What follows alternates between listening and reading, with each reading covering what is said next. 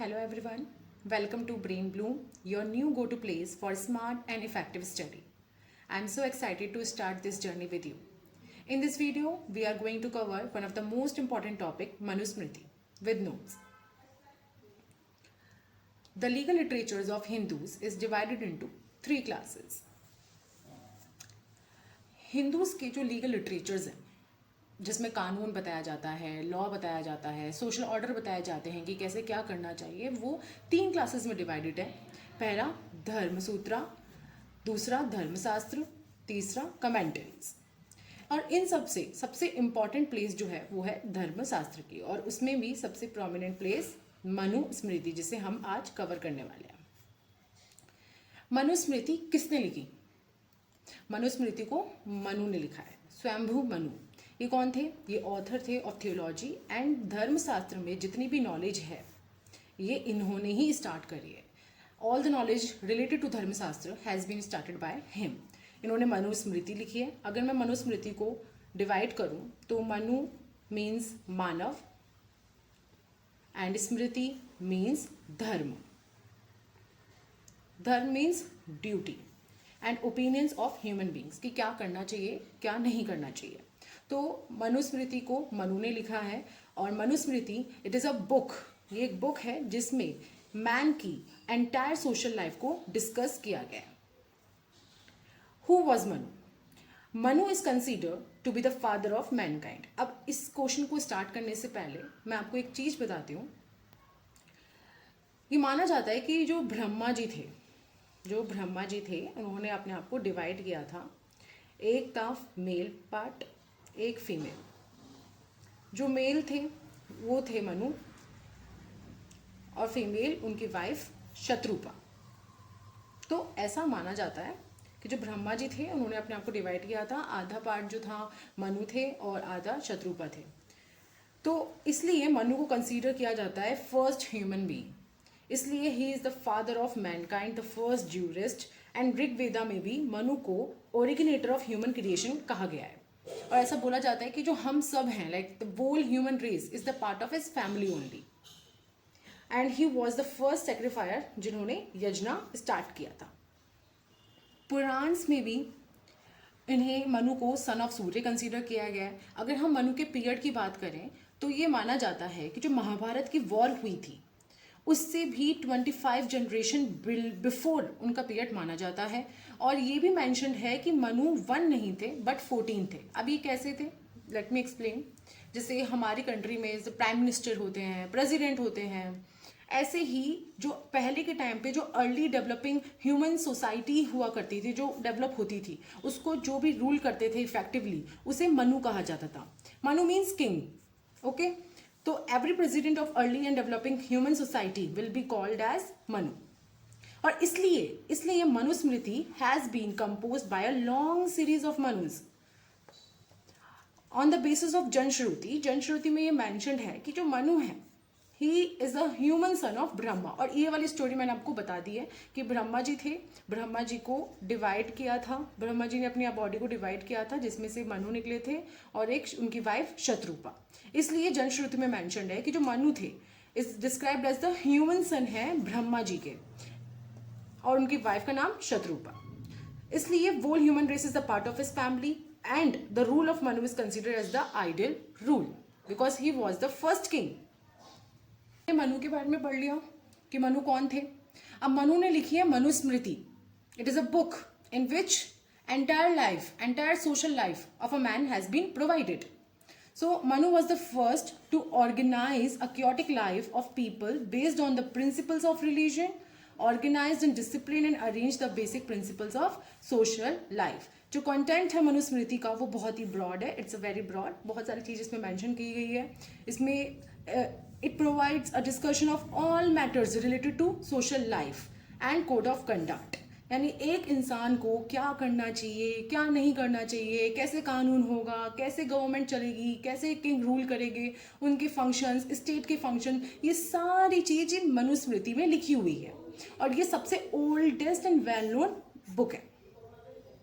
मनुस्मृति में याद रखना कि मनुस्मृति में 12 चैप्टर्स हैं एंड 2694 वर्सेस हैं.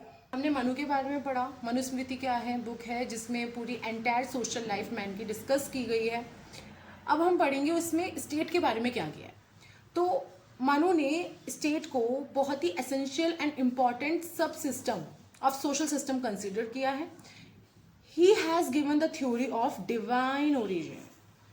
इट मीन्स उनके अकॉर्डिंग स्टेट जो है उसे भगवान ने बनाया, यानी कि किंग को जो है भगवान ने बनाया है ताकि वो हम सबकी रक्षा करे, पूरे वर्ल्ड को प्रोटेक्ट करे। तो इन्होंने डिवाइन ओरिजिन, मनु ने डिवाइन ओरिजिन दिया है स्टेट को। And he said God created king to protect the whole world. उन्होंने ये भी मेंशन किया है कि भगवान ने किंग को कैसे बनाया है, 8 भगवान की पावर्स लेके। अब वो 8 गॉड्स कौन से हैं? इंद्र, वायु, यमा, सूर्य, अग्नि, वरुणा, मून एंड कुबेर। ये 8 भगवान की पावर लेके भगवान ने गॉड को, वो किंग को बनाया है to protect the whole world. So इस तरीके से मनु ने स्टेट को एक डिवाइन ओरिजिन दी है। बट इन्होंने एक ये भी क्लैरिफाई किया है कि जो पावर होगी किंग की वो can not be challenged by the humans और द सब्जेक्ट्स। यानी कि ऐसा नहीं है कि किंग को बिल्कुल अत्याचारी बना दिया कि भगवान ने बनाया तो बिल्कुल सुप्रीम है किंग। नो, उन्होंने साफ मेंशन किया है, क्लियर किया है, क्लैरिफाई किया है कि किंग की जो पावर होगी वो चैलेंज नहीं होगी बाय एनी ह्यूमंस, ना ही किंग अत्याचारी होगा। Manu cleared that the power of the king cannot be challenged by the humans. It means, in the sense, he is a symbol of sovereign power. Manu clarified the king in his power. अब king अपनी power में क्या reflect करेंगे power of God's, जो मैंने अभी बताया 8 God's, that is Indra, वायु, यमा, सूर्य, अग्नि, वरुणा, मून एंड कुबेर। मनु ने ये भी कहा है कि no person should insult even the child at the post of king assuming that he is an ordinary person. So एक तरफ मनु ने स्टेट को डिवाइन ओरिजिन दिया है और उन्होंने ये भी मेंशन किया है कि भगवान ने किंग को बनाया है ताकि वो पूरे वर्ल्ड की रक्षा कर सके, प्रोटेक्ट कर सके, और 8 गॉड्स की पावर लेकर। लेकिन उन्होंने ये भी मेंशन किया है कि किंग जो है वो ऑटोक्रेटिक नहीं होंगे, उनकी पावर चैलेंज नहीं होगी, यानी कि वो एक सोवरेन पावर होल्ड करेंगे। और उन्होंने ये भी क्लैरिफाई किया है कि किंग जो है अपनी पावर में किसकी पावर रिफ्लेक्ट करेंगे? 8 गॉड्स जो हमने मेंशन करें। और उन्होंने ये भी कहा है कि कोई भी पर्सन जो किंग की पोस्ट में है वो किसी को भी इंसल्ट नहीं करेगा, even the child. It means कि एक किंग कुछ भी नहीं है, एक ऑर्डिनरी पर्सन ही है जो एक पर्टिकुलर सिचुएशन में अपनी पावर यूज कर देश को, वर्ल्ड को, अपने सब्जेक्ट्स को प्रोटेक्ट करता है। मनु ने थ्योरी ऑफ दंड को बहुत ही इंपॉर्टेंस दी। It means punishment. आप खुद ही सोचो, अगर पनिशमेंट होगी, अगर कोई लॉ होगा तो लोग कम क्राइम करेंगे, क्योंकि उनको डर होगा कि अगर हमने ये करा, ये क्राइम कमिट किया तो हमें ये पनिशमेंट मिलेगी। ऐसे ही लोग भी सही रहेंगे, हैप्पी रहेंगे, रिलीफ रहेंगे कि अगर किसी ने हमारे साथ ऐसे गलत किया तो हमें जस्टिस मिलेगा और ऐसे ऐसे उनको पनिशमेंट मिलेगी। तो इसीलिए मनु ने थ्योरी ऑफ दंड और वी कैन से पनिशमेंट को हाई इंपॉर्टेंस दी है। क्वालिटीज ऑफ किंग भी डिस्क्राइब किया है। Manu says just as Indra rain, जैसे इंद्र मीन्स बारिश, जैसे रेन होती है, ऐसे ही किंग शुड फॉलो इंद्र वो and show prosperity and wellbeing to the people.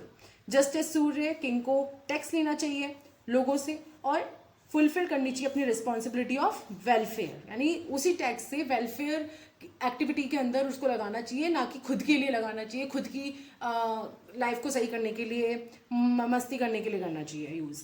Just as वायु, जैसे हवा आती है, enter and travels all beings, ऐसे ही king should enter into the world through spies by following the way of air. Just as Yamraj, जैसे यमराज जी हमारे dear ones को ले जाते हैं, ऐसे ही king should punish dear and unpleasant everyone for committing a crime. किसी ने भी क्राइम कमिट किया, अब चाहे वो कोई भी हो और कितना भी खास हो, किंग को पनिश करना चाहिए। Just as humans are happy on seeing the full moon, similarly a king wearing a Chandravo should behave in a way that people are happy to see him.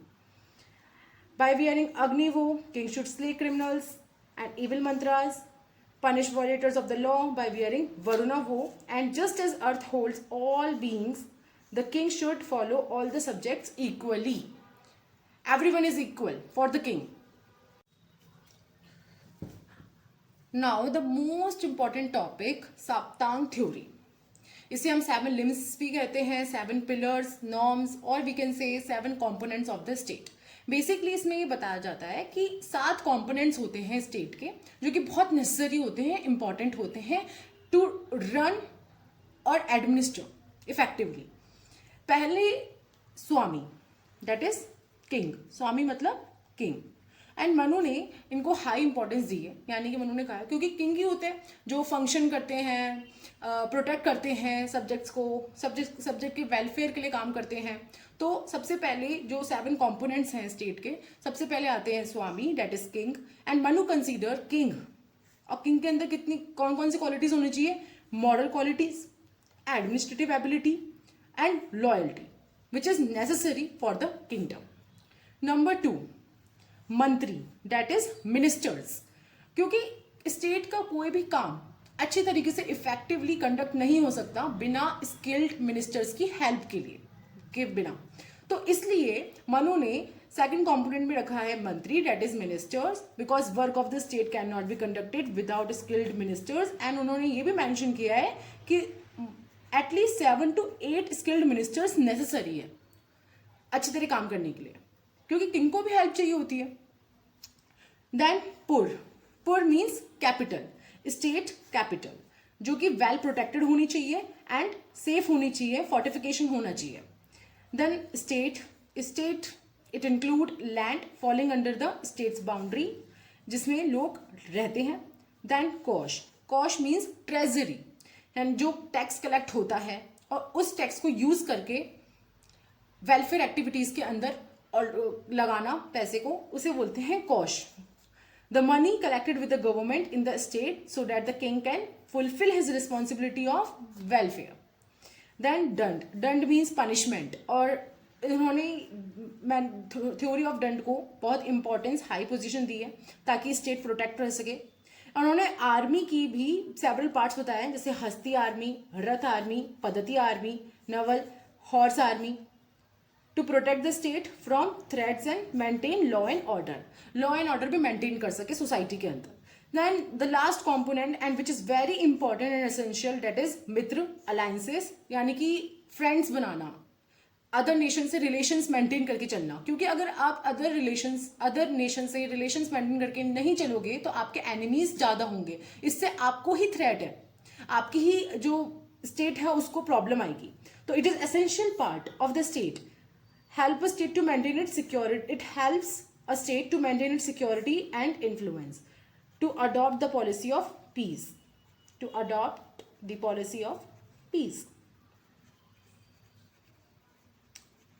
State का क्या काम होता है, क्या करती है स्टेट? तो नंबर 1, प्रजा रक्षा, लोगों को प्रोटेक्ट करना. किंग क्या करते हैं? लोगों को प्रोटेक्ट करके, सबसे मेजर उनका जो ऑब्जेक्टिव होता है, काम होता है, वो लोगों को की रक्षा करना, प्रजा की रक्षा करना, लोगों की रक्षा करना होता है. नंबर 2, पब्लिक वेलफेयर, लोगों की वेलफेयर एक्टिविटीज करना, रोड बनाना, डैम बनाना, उनको शेल्टर प्रोवाइड करना, फूड प्रोवाइड करना, वाटर प्रोवाइड करना, बेसिक नेसेसिटीज जो होती है वो प्रोवाइड करना ताकि कोई भूखा न मर रहा हो. तो वेलफेयर एक्टिविटीज करना, ये उनका काम होता है. Number 2, maintenance of regulation of social system, यानी लॉ एंड ऑर्डर मेंटेन करके चलना, एडमिनिस्ट्रेट करना effectively, system of justice, cruel people उनको पनिश करना एंड इनोसेंट्स को जस्टिस प्रोवाइड करना, ये सबसे मेजर वर्क होता है. Then control over the economy, administrative system and other nation relations, और नेशन से रिलेशंस बना के चलना, फॉरेन रिलेशंस जिसे हम कहते हैं, क्योंकि ये सबसे इंपॉर्टेंट होता है. क्योंकि अगर हम ज़्यादा एनिमीज बनाएंगे अपने, तो आगे जाके हमें ही थ्रेट होगा, हमें ही नुकसान होगा और हम ही प्रॉब्लम में आएंगे. तो सबसे इंपॉर्टेंट वर्क क्या होता है किंग के लिए, कि अपने रिलेशंस को मेंटेन करके चलना अदर नेशन से भी.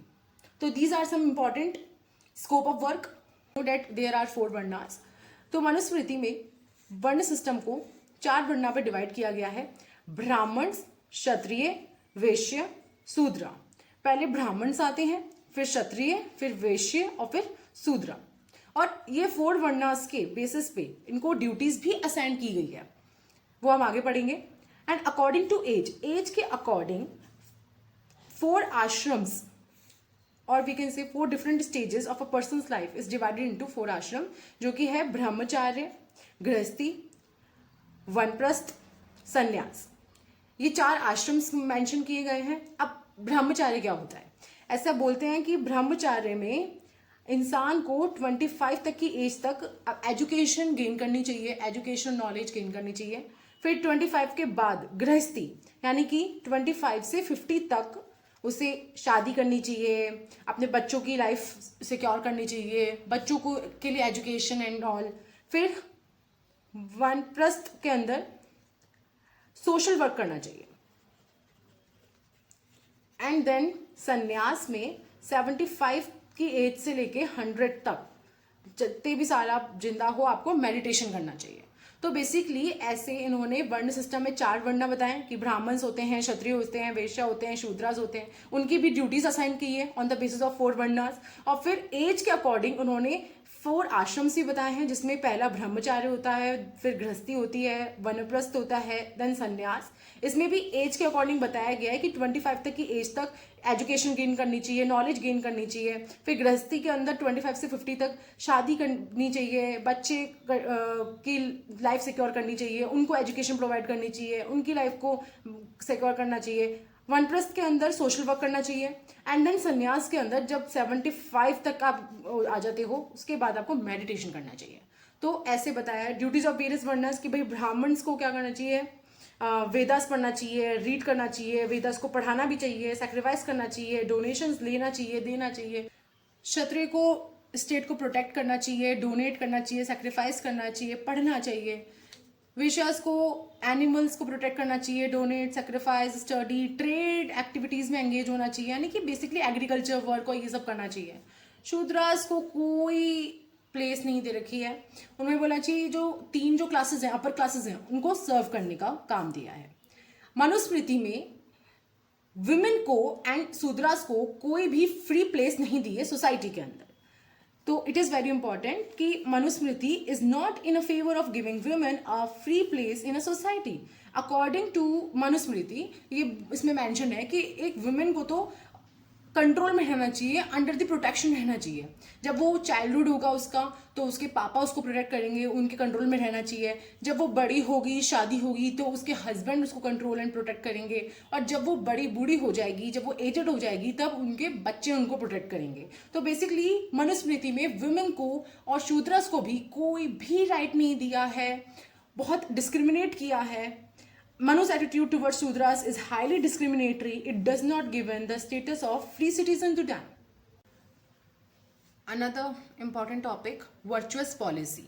इसे शतगुना पॉलिसी भी कहते हैं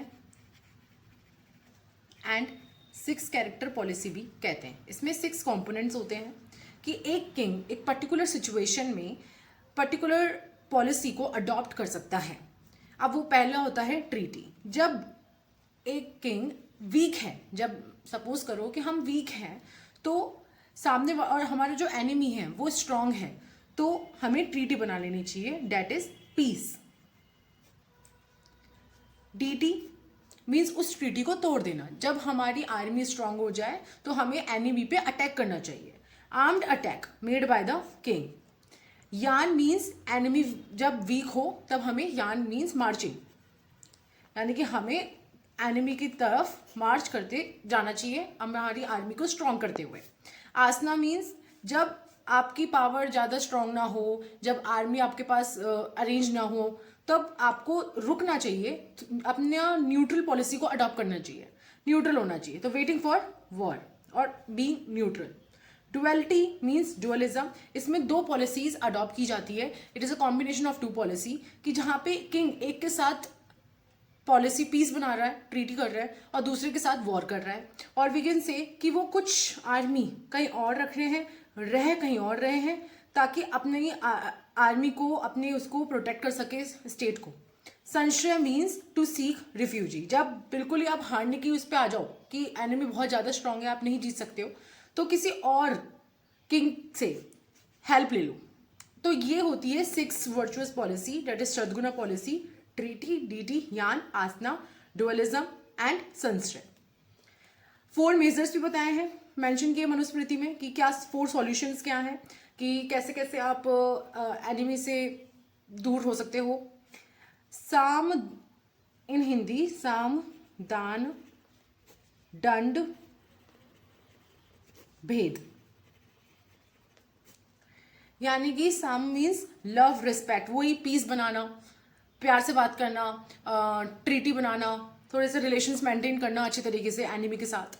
दान means giving prize money to bribe the enemy basically.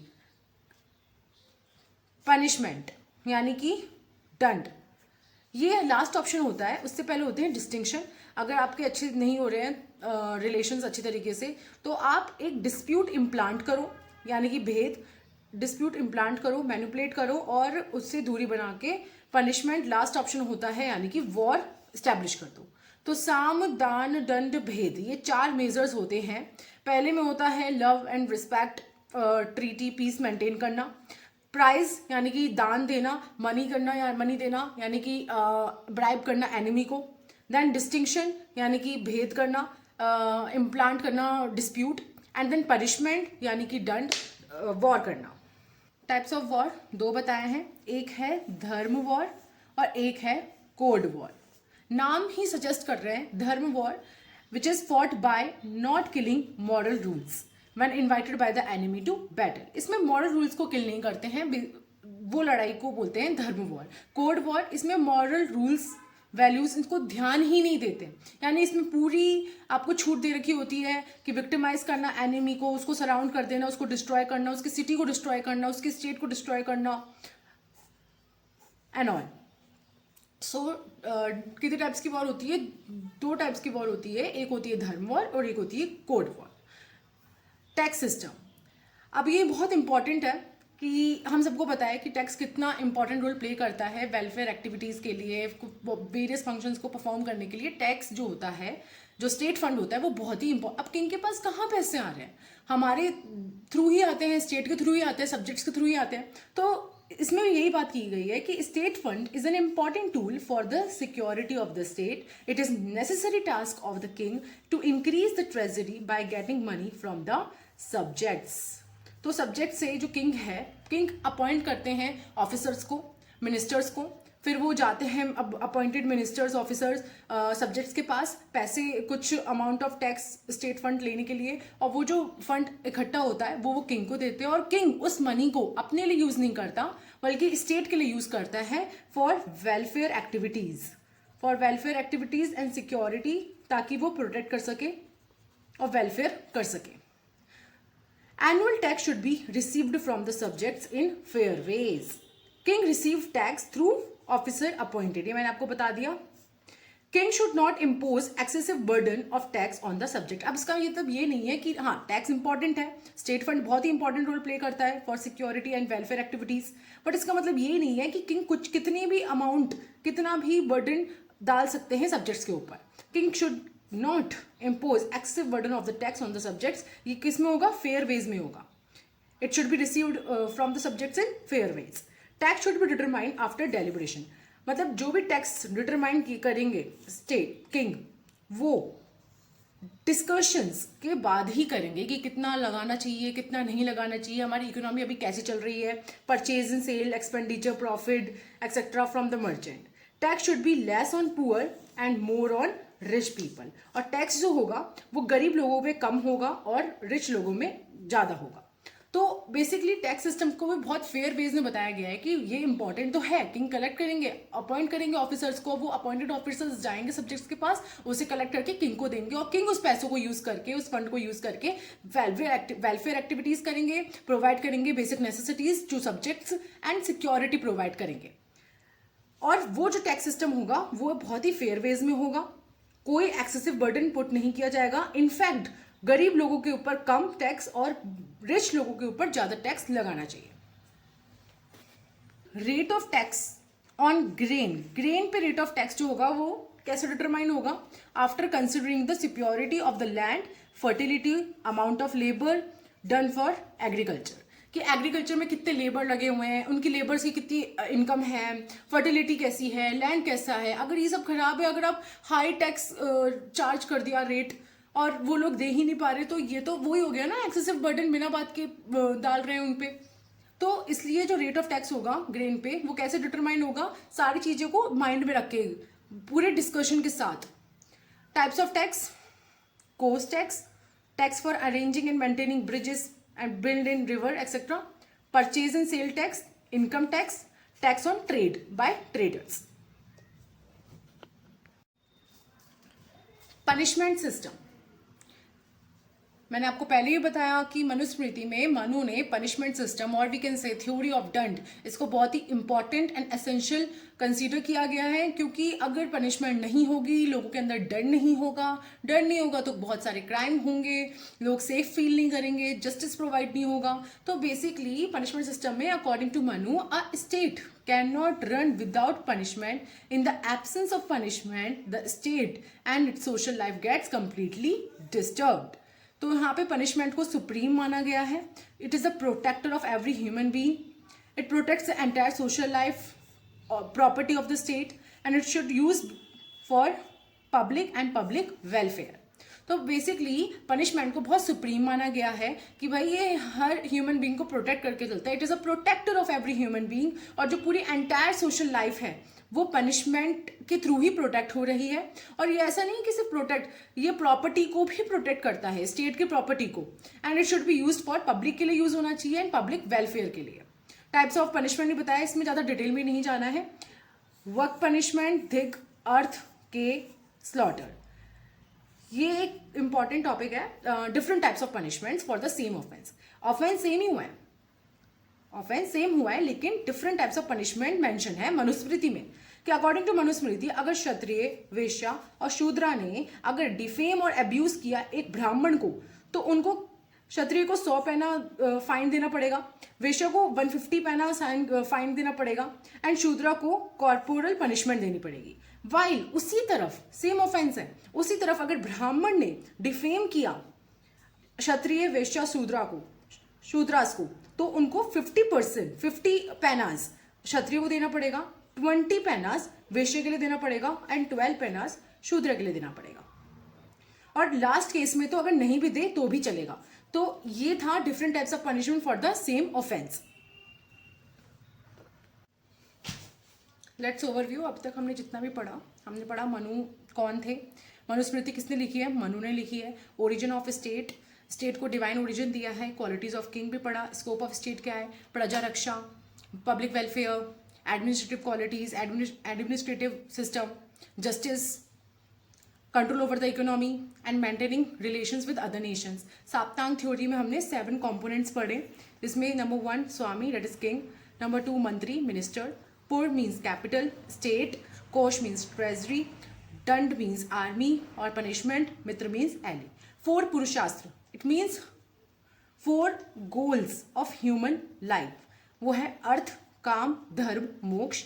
हमने 4 आश्रम्स पढ़े on the basis of age, वो है ब्रह्मचार्य, गृहस्थी, वानप्रस्थ, संन्यास। ब्रह्मचार्य में 25 की एज तक एक इंसान को एजुकेशन गेन करनी चाहिए।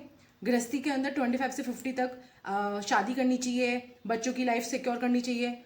वानप्रस्थ में सोशल वर्क करना चाहिए। संन्यास के अंदर 75 से लेके जब तक भी आप जिंदा हो 100 तक आपको मेडिटेशन करना चाहिए। वर्चुअस पॉलिसी, जिसे शतगुना पॉलिसी और 6 कैरेक्टर पॉलिसी भी कहते हैं, इसमें 6 कंपोनेंट्स हैं, ट्रीटी, डीटी, यान, आसना, ड्यूअलिज्म, संशय। ट्रीटी मीन्स पीस, डीटी मीन्स मेकिंग वॉर, यान means marching, asana means being neutral. Duality is a it is a combination of 2 policy. Sanshray means seeking refuge. Tax system हमने पढ़ा, पनिशमेंट सिस्टम पढ़ा, और टाइप्स ऑफ पनिशमेंट, वर्क, देख, अर्थ के, slaughter. और हमने same offence के लिए डिफरेंट टाइप्स ऑफ पनिशमेंट भी पढ़ा कि कैसे ब्राह्मण को कम पैना देना पड़ता है और क्षत्रिय को, वैश्या को, शूद्रास को वही सेम ऑफेंस के लिए ज़्यादा फाइन देना पड़ता था।